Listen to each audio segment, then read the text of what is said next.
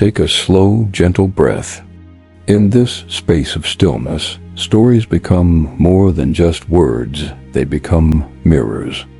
If you resonate with tales that awaken insight and stir the soul, you're in the right place.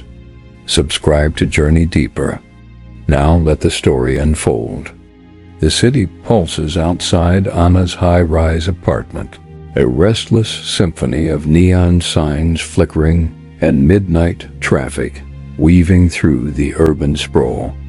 At 34, Anna is a graphic designer whose eye for beauty captures every shade and contour, yet her own heart remains a blurred canvas, streaked with shadows she can't quite name. Across the sleek, glass-topped dining table, her husband, Mark, sits absorbed in his phone, its cold blue glow casting sharp angles across his face. 7 years of marriage tie them together, but tonight, the silence between them feels like a chasm, wider than the city skyline beyond their window. Anna pours herself another glass of red wine, her fourth, the crimson liquid swirling like the questions in her mind. When did their shared dreams dissolve into this heavy, unspoken distance? Her thoughts drift to Ethan, her co-worker at the design firm, a man whose easy charm has begun to feel like a lifeline. Last week, their late-night texts lit up her phone like fireflies in the dark, playful, warm, each word landing like a soft touch she hadn't realized she craved. They'd been paired on a high-stakes project, their desks pushed close in the cluttered studio, sharing hurried coffee runs and whispered jokes over mock-ups. Somewhere between deadlines and laughter, their glances began to linger, charged with an unspoken question. One night, after a grueling client submission, they spilled into a dimly lit bar, the air thick with neon and possibility. Drinks flowed, stories unraveled, and when Ethan's hand brushed hers on the sticky tabletop, a jolt ran through her, a spark she hadn't felt since the early days with Mark. Was this intimacy, this fleeting moment of being truly seen, or was she just running from the emptiness that waits at home? Mark, meanwhile, isn't blind to the shift in Anna's orbit.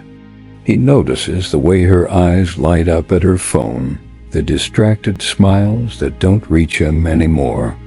At 37, he's a lawyer, his life built on precision and control. But beneath the pressed suits and polished arguments, he's unraveling. He remembers their early years' nights spent tangled in conversation until dawn, Anna's laughter a melody that filled the cracks in his guarded heart. Now he wonders if he's become the stranger in her story. Lately, he's been confiding in Sarah, his college friend, whose quiet empathy feels like a balm.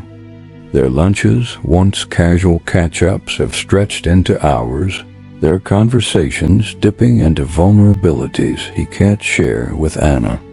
Last month, after a particularly long talk, Sarah hugged him goodbye outside the cafe, and he held on, her warmth lingering in his chest. Was it comfort, a moment of solace, or something he's too afraid to name? Across town, in a loft cluttered with books and half-finished poems, Anna's best friend, Lila, is caught in her own tempest. At 36, Lila is a freelance writer, fiercely independent, her life a mosaic of bold choices and untamed dreams. But lately, she's been swept up by Tom, a bartender with a crooked smile and eyes that burn with promise. Their nights are electric passionate, reckless, a blur of skin and whispered desires in the back of his dimly lit apartment. But when morning breaks, Tom's warmth fades, his texts grow curt, leaving Lila to wonder if she's just another fleeting guest in his world. She tells herself it's just a fling, a spark to keep her warm, but the ache in her chest grows heavier each time he pulls away. Is she chasing love, a connection that could anchor her? Or is she simply outrunning the loneliness she's buried beneath her bravado? These lives, Anna and Mark's fraying marriage, Ethan's dangerous allure, Sarah's quiet understanding, Lila and Tom's fiery dance weave a fragile tapestry of longing, each thread taut with the weight of unspoken desires. They're all searching for connection, but are they finding intimacy or merely dodging their own shadows? Intimacy is a sacred space, a dance where souls meet without pretense, revealing truth and vulnerability.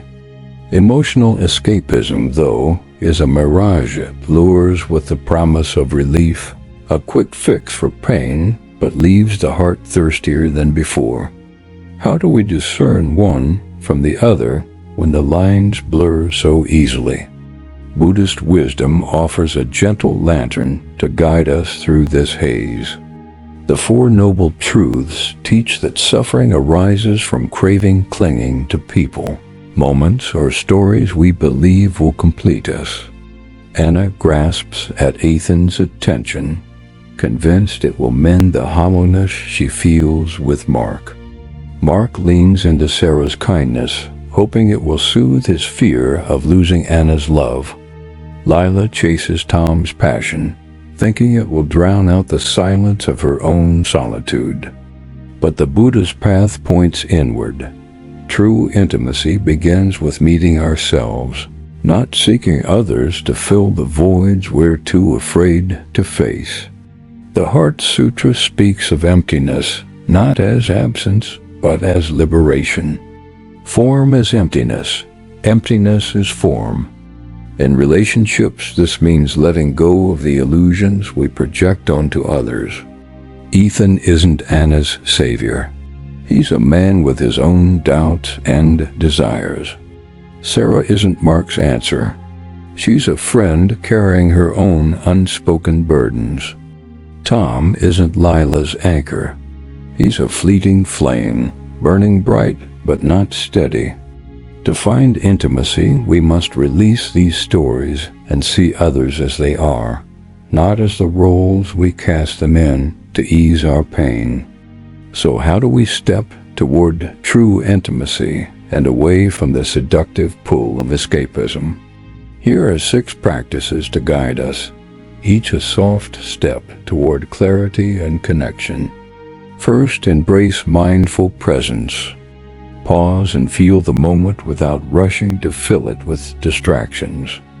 Anna could set her phone down, look at Mark, and ask herself, is this moment enough just as it is? Second, nurture self-compassion. Instead of judging her restlessness, Lila could hold herself with kindness, whispering, "My heart is human, and that's enough." Third, practice honest communication. Mark could share a single truth with Anna_Ross. I'm scared we're drifting, not to accuse, but to open a door. Fourth, cultivate gratitude. Anna could reflect on the small moments with Mark that still hold warmth, grounding her in what's real. Fifth, explore impermanence. Lila could meditate on the fleeting nature of Tom's affection, freeing herself from clinging to it. Sixth, seek community. Mark and Anna could turn to trusted friends or a counselor, finding support to rebuild their bond. Let's linger on mindful presence. Life moves fast, and we rarely pause to truly feel. Try this. Each day, sit for 10 minutes, tracing your breath as it rises and falls. When thoughts of lovers, friends, or unmet desires arise, don't chase them, just observe. Like clouds passing in a vast sky, this practice anchors us in the present, where intimacy lives. For Anna, it might mean noticing the quiet comfort of Mark's presence, a shared glance, a familiar gesture, instead of chasing Ethan's fleeting spark.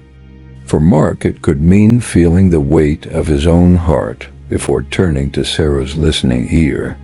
Self-compassion is the cornerstone of connection. Pema Chodron teaches, compassion for ourselves is the root of compassion for others. Lila's fear of loneliness drives her to Tom, but what if she sat with that fear instead? Try this. Each night, write one kind thing to yourself in a journal.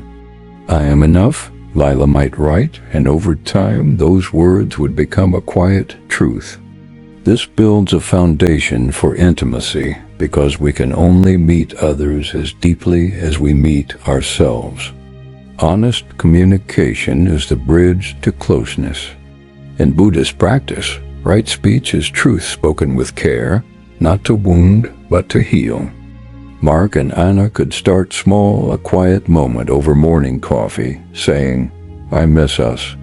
It's not about fixing everything at once, but about creating space for vulnerability. Layla might ask Tom, what do you want from this? Not to demand, but to understand. This courage transforms fleeting moments into lasting bonds. Gratitude shifts our gaze from lack to abundance. Each day, Anna could note one thing about Mark that still stirs her heart: his quiet reliability, the way he hums when he cooks. Mark could reflect on Anna's creativity, the way her eyes light up when she talks about her work. This practice roots us in what's real, not what's imagined. Impermanence, a core Buddhist teaching, reminds us that nothing lasts forever. Layla could sit with the truth that Tom's passion is fleeting, like all things. A simple meditation focusing on the rise and fall of breath can help her release her grip on him, freeing her to seek connections that endure. Finally, community offers strength. Anna and Mark could join a couples workshop or confide in a trusted friend, finding mirrors to reflect their truths. Lila might lean on her writing group, sharing her fears and finding solace in shared stories. Connection with others reminds us we're not alone in our longing. As the city softens into dawn, Anna sets her wine glass down. She looks at Mark, really looks, and sees the man she once vowed to love, the lines around his eyes, the weight of his quiet presence. Maybe tonight, she asks, how was your day? And mean it. Maybe he'll meet her gaze, his voice soft, and answer with more than a shrug. Across town, Lila closes her phone, picks up her journal, and writes, I am enough. She breathes deeply, feeling the truth settle. In the stillness, they all begin to see intimacy isn't found in perfect moments or flawless partners. It's in the raw, tender act of showing up day after day for ourselves and each other. If this story stirred something quiet, yet deep inside you, pass it on. It may be the light someone else is waiting for. Subscribe for more stories where the sacred meets the everyday. And remember, sometimes it is in our breaking that the light finally enters.